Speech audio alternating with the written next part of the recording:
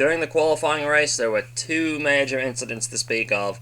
The first of which occurred before the green flag even came out. Right as the field was heading towards the green flag, Colin Evans turned around Enzo Medina, and Medina almost hit the inside wall.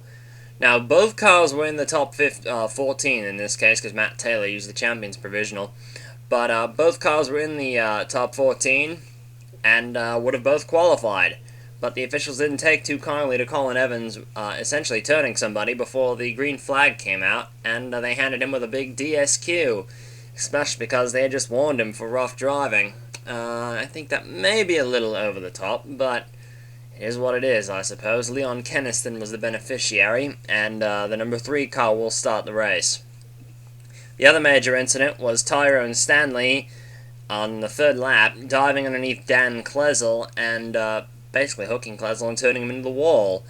Stanley had not gotten a very good start, and he was dropping away through the field, and when he finally dropped to the inside and was making his way forward, dove under his teammate, turned him into the wall. Arthur Thomas, the team owner, has essentially, we believe, told Stanley, Kurt Walker, and Dan Klesel that they'd better either shape up or they are going to all be out of that team. And tensions are apparently running very high over there. And in the major news point, though, is that Saar has pulled out of Arla, but they have said they're going to run the Eagle model in the Master Cup Series, and I believe the RROL as well, for 2010. The Eagle, of course, following in the steps of the Flashback, which is not a regular sedan, and also the SR560, not a normal sedan as well, and there's going to be a few other cars in the field that won't exactly be your average day sedans, and that's great to see, if you ask me. Dan, over to you. Thank you, Lance. The Clutch Pole Award went to Marcus Leonard in the number 02 car. Kind of ironic, seeing as both of his teammates failed to qualify.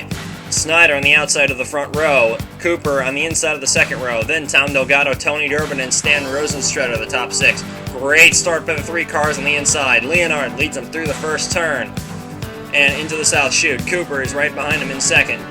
Durbin's going to be able to clear Snyder, and here we are at the back of the field with Carlos Donzello and Palmer Styles. Welcome back, Palmer. As you see, very good alignment through the field despite very high speeds around this track. Alexis Rainsford, her qualifying efforts at Indy haven't been much to remark at. That setup on that 27 car doesn't appear to be, they don't appear to have gotten the setup right yet. They've got a couple pit stops to do that, though. This is an 80-lap race.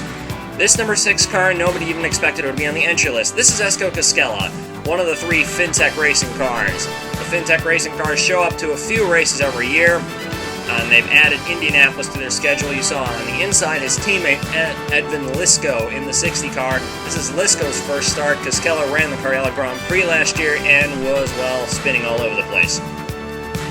Other cars we didn't expect to see on the entry list were the 2 Katsev Engineering cars. Those are those 2 white and blue cars, the 59 and the 61, of Vladimir Simonov and Denis Predikin. These 2 cars will have one more race on their 2009 schedule in the Russian round. However, Predikin will not be in that race because of GRL contracts. He will be running the 08-09 season, and of course he will not be allowed to run that race. The new GRL season starts fairly soon, and there you see Predikin getting ahead of Simonov there. Dale Roswell in car number 19 won this race 2 years ago. He did so by hanging back and waiting for everything to settle out. Roswell, Julian Asova, and Palmer Styles were doing just that. Roswell's car was very quick in some of the practice sessions. It's interesting to see what he'll be able to do. Back up front, Ryan Araki and Alan Hodges battle for the lead with Edvin Lisko, using some of his GRL experience from last year, and he will also run this season's GRL as well, the 08-09 season. Coming down into 3 and 4, Hodges and Araki almost 3 wide with Lisko. Lisko puts on a move, very impressive for the Finnish driver, and Hodges sweeps up into the lead. However, he's going to have Lisko on his inside, challenging him for the lead as they come down the straightaway. However, this time, Hodges will end up leading the lap. And here we are riding in the back of the field, sort of, with Stan Rosenstrutter. He's running about in about 30th place right now. Rosenstrutter started towards the front, but he's quickly dropped towards the back. hasn't really been having such a good run so far. It qualified pretty well. There you see on the inside Scott Stoyler, the 26 car. His ride very much in doubt for next season. However, I don't doubt we'll see him in the series next season. It just may not be in the 26 car. There goes Mike Whitmore, the 73, and Dale Roswell in the 19. Three drivers that we've heard several rumors about 2010. Meanwhile, at the business end of the field, he had some new faces there. Matt Taylor, who we haven't really seen at the front that often this season. He is the 2004 Drivers' Champion. There's Enzo Medina in the 64 car. We haven't seen that team anywhere in the front half of the field. Medina giving them a great run so far. And then here comes Chris Allen in car number 7. Drew Eisenman in the 31 having a meteoric rise in that Mobil 1 car. He's been one of the breakout drivers of the past few weeks. Here is Scott Bates running in about midfield. You can see how congested it is back there. Scott Bates normally very good in these close quarters areas, very good at super speedways. In fact, many drivers regard him as the best super speedway driver in the series right now. Bates is one of the older crowd here, and he's currently running very well. This car set the fastest lap of the race. Meanwhile, Enzo Medina continues to get a bit of a lead going here. However, Chris Johans in the 22 car has a great run on Medina. And here comes Chris Johans to the bottom. Alexis Rainsford in the 27 car making a move as well. And behind Rainsford, I believe that's Scott Stoidler's car. The number 26 Haas Engineering car with Mike Whitmore behind Stoidler. And then there is Carlos Donzello in the 45 car. And then Stephanie McGlynn. Here comes the rest of the field. You can see how much slower the outside line is, how much ground Enzo Medina is losing. Tony Durbin in car number 33 would muscle his way to the front of the field with Kurt Pliskin. However, Durbin would make the odd move of pitting first. Stuart Sandoval, Lewis Kingston, and Julian Asova would pit on the same lap as him. And the lap afterwards, here comes everyone else into the pit lane at the 1/4 distance, lap 20. Cooper, Stoidler, Medina, Savin, Peterson, Johans, Howard, Roswell, Cascella, John Parker, Delgado, Taylor. Tony Durbin blew them all by when they were all pitting, hoping that a less congested pit lane would mean that he would get a much better run off the pits. And you can see he's making up a lot of ground, but we'll see if that strategy of his actually pays off. Keep in mind there's 3 other cars on the same strategy. David Krikorian was in the lead. Zach Duff slows up a bit too early for the pits. And DK and Duff end up pitting 1 lap later than everyone else. And Tony Durbin's strategy does pay off because this is the battle for 1st, 2nd, and 3rd. Carlos Donzello, Stephanie McGlynn, and Tony Durbin. Durbin had a very good car out here today. Stuart Sandoval running in 4th, Krikorian 5th, Duff 6th, Kingston, one of the cars that pitted with Durbin, right behind him. Should also note that pitting with the main pack did not appear to be working. Right behind Kingston was Drew Eisenman in the 31 car, who has been on a great run of form lately. Eisenman having several good runs in this 31 car. We're not really sure if he'll be back with this team, however, things are looking very hopeful for him. Running behind Duff would be Stoidler, Leonid Roderick, and then Kurt Pliskin in the 16 car. This is a team that's been the surprise package of 2009. I think I've said that every single race, but it really is the surprise package of the race. Marcus Leonard, on the other hand, was probably the big disappointment so far. Here he is running last. Stuart Sandoval, meanwhile, was running in the lead. David Krikorian in 2nd, having a very strong run. Krikorian needing that in order to secure his ride for next season, which is a little bit in doubt. Carlos Donzello in 3rd. Donzello, we're not really sure where he's going to go next season. Zach Duff running with him in the Lego car. DK begins to run down the former GRL champion. Krikorian has many, many minor league wins to his name.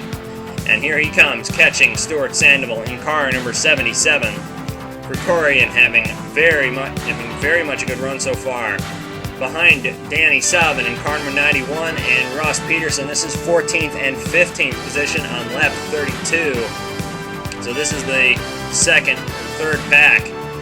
Danny Savin needs a good run in order to secure a drive for next season. His team is not going to be in the Master Cup Series next season, so we're not really sure where Danny Savin is going to end up. Very hard to imagine that a 2-time winner of the Crayola Grand Prix may be facing no ride next season. Tony Durbin, meanwhile, was able to get the lead away from Sandoval and began to pull away just a little bit. This 33 car looking absolutely awesome so far. However, Sandoval was able to challenge Tony Durbin and take the lead right back. But Sandoval ended up having to go into the pit lane as he was making that challenge. Keep in mind that Lewis Kingston and Julian Asova all pitted at the same time Tony Durbin was. Durbin pitted a lap after them, interestingly enough, with Stephanie McGlynn and everyone else. You see here's the pit lane. A little bit of congestion there. Joseph Howard in car number 17 was having a very good run so far. Howard has not really had too many good runs so far this season and last season, and there's been many rumors swirling that he will retire at the end of the season. Who will replace him is another story altogether. After everything shuffled out, David Krikorian was able to take the lead with Tony Durbin, Zach Duff, Stuart Sandoval, and Stephanie McGlynn, the leading group. Only Krikorian and McGlynn in this group have not won a Master Cup Series race. Sandoval won a couple of years ago, and Tony Durbin, of course, won many, and Duff won this year at Salem. McGlynn having a very good run so far. This is not really what we expected of Stephanie McGlynn. We actually, to be honest, expected this car to be in the wall more than anywhere else. But to be fair to Stephanie, she's had a very, very good season so far. Marcus Leonard in the 02 car, well, still running in last. Not much you can say about that. Not having a very good run so far, and Marcus is not very happy about it. Lewis Kingston in car number 84 is also having a very strong run. He may be looking at a better ride next season, possibly with Flash Racing. That's the chief rumor. Right behind Kingston, you see Carlos Donzello and Enzo Medina, two other drivers having fantastic runs. Kingston has had to carry the banner for Gasnier pretty much all season. And behind Kingston and them, in 10th place, Joseph Howard, and then Alexis Rainsford behind him in 11th, Nasova 12th, and Roderick 13th. Here they come, Alexis Rainsford on the inside of Howard, and she's going to take the spot away from Joseph Howard, but Howard is very... However, we got a long way to go, and Howard can take the spot back, probably within the next couple of laps. Back up front, David Krikorian would be leading the field with Tony Durbin and Stuart Sandoval quarreling over second. However, once Durbin was able to finally clear Sandoval and get a bit of a lead on the 77 car, he was finally able to make a run at David Krikorian, and once he did, he was able to get on the inside of DK, make the move, and take the lead. However, DK would not go down without a fight. You see, he is fighting back on the outside, trying to get a good run on the outside here in Indianapolis. However, coming into turns 3 and 4, it's fairly obvious that Durbin is going to clear Krikorian, runs him up the track just a little bit. DK slots in behind Tony Durbin, and then once he gets the opportunity, less than a lap later, he makes a dive on the inside and tries to take the lead back. In fact, he will take the lead back, coming through 1 and 2. A veteran move from a rookie driver shows a lot of talent in David Krikorian. However, this battle would result in the first caution of the race, which flew very late in the race. Lap 62. Tony Durbin on the outside is going to get a little bit of a tap here from Stuart Sandoval in car number 77, and Durbin's going to go spinning into the wall, back up the track, into Zach Duff, both cars hard into the wall. And here's everybody just barely missing Duff, who has got his right wheel just right on the racing line, his right front just on the racing line. Sandoval makes a dive. He doesn't have enough, he doesn't slow down enough, runs into the back of Durbin, takes Duff and Durbin out of the race. Oh boy, Sandoval was called to the hauler for that one. But Durbin and Duff were out of it. Here we ride on board with Zach Duff in the Lego machine. Pretty sure both drivers are okay, even though this was a nasty shunt for Zach Duff into the wall. Nasty hit. You see all the rest of the field coming by, just barely missing him. It's probably got to be something he's going to remember for a while. On the restart, Palmer Styles in car number 34 would be leading the field. However, this was because he didn't pit under the yellow flag, whereas most everyone else did. However, Styles' strategy would come to bite him, because he would actually pit on one lap after the restart. So would Danny Savin in the 91, who ended up hitting the wall in the short chute. This would leave a pretty big gap between David Krikorian and the now second place car, which is Gary Edwards. But then Edwards peeled off into the pit lane, and Tom Delgado. Stephanie McGlynn then would be one of the cars left to challenge DK. Big gap between David Krikorian and McGlynn, but right behind Stephanie McGlynn was Kurt Pliskin in the number 16 car for Power Steering Incorporated. This team has had a lot of hard luck in the past couple of years, but they have been running they've been absolutely one of the best teams this season, the 16 car, and Pliskin has shown to be one of the most improved drivers on the circuit. Here he comes making a run on Stephanie McGlynn in the 52 car. Pliskin very much in the hunt for his first career win. In the hunt for his second career win is Lewis Kingston in the 84. Behind Lewis Kingston is another driver looking for his first win, Carlos Donzello, the Brazilian driver. Very good run for him so far. Kurt Pliskin got a little impatient with McGlynn and got around the Irish driver, sending him up in a second and giving him one shot to run down David Krikorian for the lead and the win. Here we are on the back bumper of David Krikorian's car as Stephanie McGlynn fights back. McGlynn wanting to get her first career victory here at the most famous oval in the world. Kurt Pliskin lost a couple of spots to Kingston and McGlynn. McGlynn makes a move for the bottom and tries to go for the lead. Looks like Krikorian is going to have the edge, the advantage here because more people are willing to draft with him, but McGlynn's going to have the preferred line into one. Krikorian slides down to block McGlynn. And then Kurt Pliskin's going to get a good run on the 52 car. Great stuff up here at the front. McGlynn almost blocking Pliskin, running him very hard, but Pliskin not backing down. Good day at the races so far here. Pliskin having a run on McGlynn at the bottom, coming down the back straightaway into 3. Pliskin's got it. And Kurt Pliskin moves up in a second. You see the front of Stuart Sandoval's car at the bottom of the camera there. Pliskin now trying to make a run on Krikorian. He's got the inside line. Coming into the turn. Pliskin's going to sweep into the lead of the race for the first time. And look right behind him. It's Joseph Howard in the 17 car. Carlos Donzello is in the picture. And looking further back, Alexis Rainsford is even showing up. Ian Cooper in the mix. Pliskin sweeps into the lead to lead here at Indianapolis. Not many laps left to go. Howard now moving into second place. Can Howard get his first win in 3 years? Here comes Howard in car number 17, 3 times a Master Cup Series champion, making a run at Kurt Pliskin in car number 16. Howard drives for McAllister Motorsports. Pliskin drives for Power Steering Incorporated. Down the back straightaway. Pliskin in the lead, Howard second, and third and behind, no one is worried about. Coming into 3, Howard dives to the bottom. He's got a good run going. And through the North Chute, Howard is going to have a run, and he is going to take the lead on this lap. Howard is going to sweep into the lead in turn number 1, but Pliskin is not going to go down without a fight. Alexis Rainsford back there in that 27 car hangs around in 3rd. She's never won at an oval before, even though she is the defending champion of the series. Pliskin, however, makes a counter dive. He's on the inside in the number 16 car.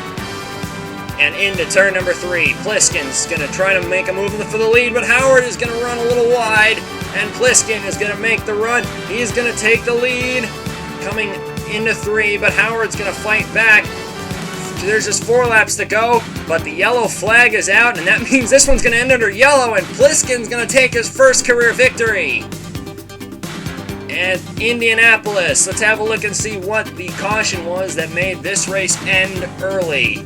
4 laps from the finish. Further back in the field, Leon Kennison is going to take a pretty big hit here. Ryan Araki runs wide, runs into the side of the 3 car, hard hit into the wall, and then a driver's side impact into Ross Peterson in the 47 car. A nasty impact for Kennison. We do hope he's okay. We don't have any word in his medical condition, however, I am very hopeful that he will be up and running come the next round. Hard hit into the wall, and Peterson is taken out with him, and Edvin Lisko in the 60 car also got a piece of that. Let's have a look on board the 60 car. Oh, it's like Ryan Araki, a little aggressive move there. But either way, Kurt Pliskin could still celebrate his first TM Master Cup Series victory at the most famous oval in the world. Joseph Howard finished 2nd, Alexis Rainsford 3rd, Lewis Kingston 4th, Alan Hodges 5th, Ian Cooper, I believe that's his first top 10 of the season, Stephanie McGlynn in 7th, Carlos Donzello, Lauren Roth, and then Stuart Sandoval rounded out the top 10. And here are the top 10 in points. After crashing out, Tony Durbin's points lead is lessened to only 14 over Dale Roswell, and then 16 over Alan Hodges. Arto Käkkinen has jumped up to 4th in the standings. The rookie may have a run at the Drivers' Championship. Rachel Rainsford 5th, Lewis Kingston, Alexis Rainsford actually got docked 25 points for her driving at Salem. Gary Edwards 8th, Kurt Pliskin with his first win jumps up to 9th. He's very much in contention for the Drivers' Championship, and Leonard Roderick rounds out the top 10. And here's 11 through 20, Chris Johan, Stuart Sandoval, 11th and 12th. Big gap between 12th place Sandoval and 13th place Snyder. Then McGlynn, Drew Eisenman, who's in a meteoric rise through the standings. Zach Duff, Ryan Naraki, Scott Bates, Scott Stoiler, and then Mike Whitmore round out the top 20.